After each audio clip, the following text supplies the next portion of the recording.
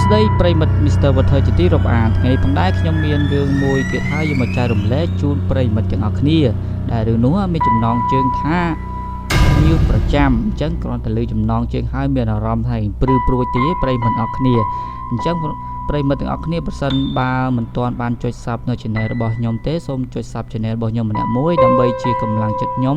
នៅក្នុងការធ្វើវីដេអូជាបន្តទៀតហើយប្រសិនបើប្រិមិត្តមានរឿងណាដែលចង់ចែករំលែកអាច comment ខាងក្រោមវីដេអូនេះបានឬក៏អាចឆាតមកខ្ញុំតាមរយៈ Telegram បានផងដែរដែលខ្ញុំដាក់នៅក្នុង description ខ្ញុំនឹងរៀបរៀងដើម្បីធ្វើវីដេអូចែករំលែកជូនប្រិមិត្តទាំងអស់គ្នាហើយវីដេអូនេះផងដែររៀងប្លែកទៀតប្រិមិត្តដោយសារតែវីដេអូរដងយើងនិទានអត់មានចេញរូបរាងមកទេឬតែសំឡេងអញ្ចឹងវីដេអូនេះផងដែរខ្ញុំ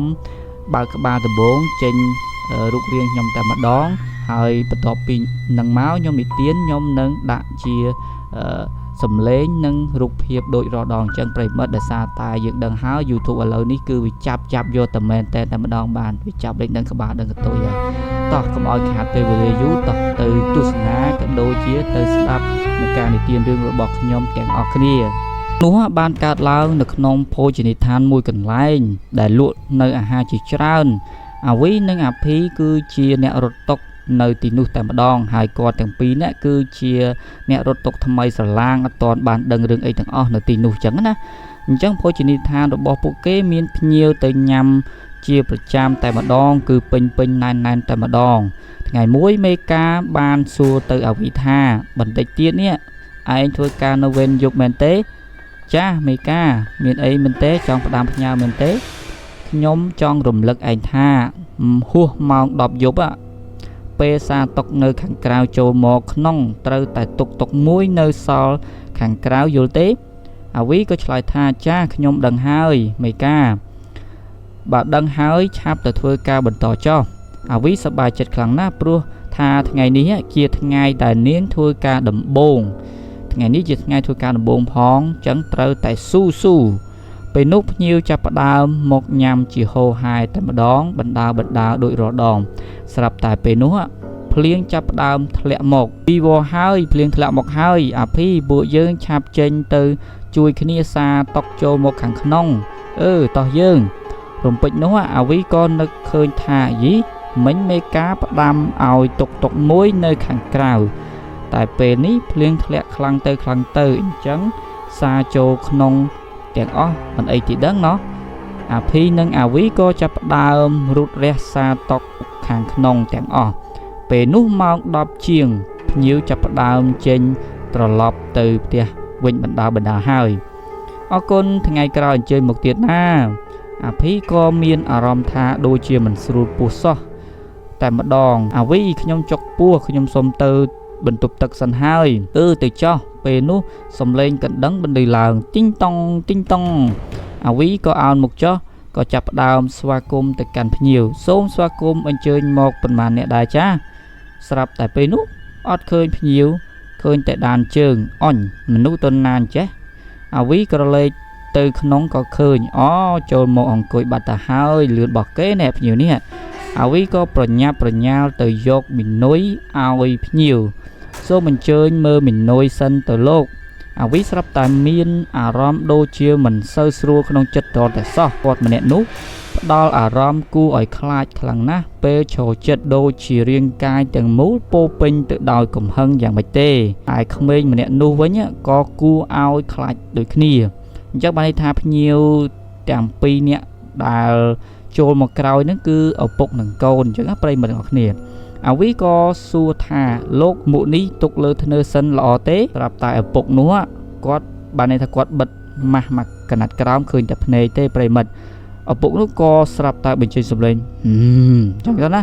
អាវីក៏រៀងភ្ញាក់ផ្អើលដែរក៏រៀងភ័យអាវីក៏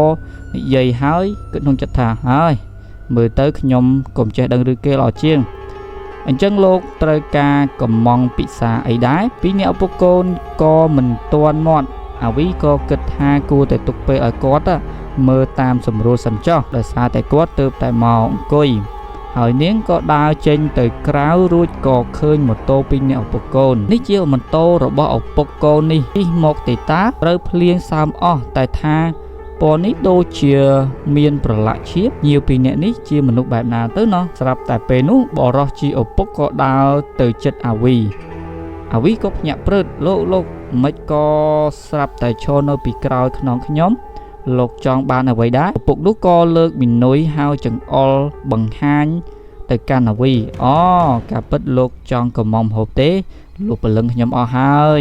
កំង2ឈុតនេះមែនទេសូមចាំមួយផ្លែតអាវីក៏គិតក្នុងចិត្តពិតជាមនុស្សចម្លែកមែនហើយមើលទៅដៃរបស់គាត់ដូចជាត្រូវរបួសមិនស្រាលទេគួរឲ្យខ្លាចខ្លាំងណាស់រំពេចនោះម្ហូបក៏បានឆ្អិនហើយ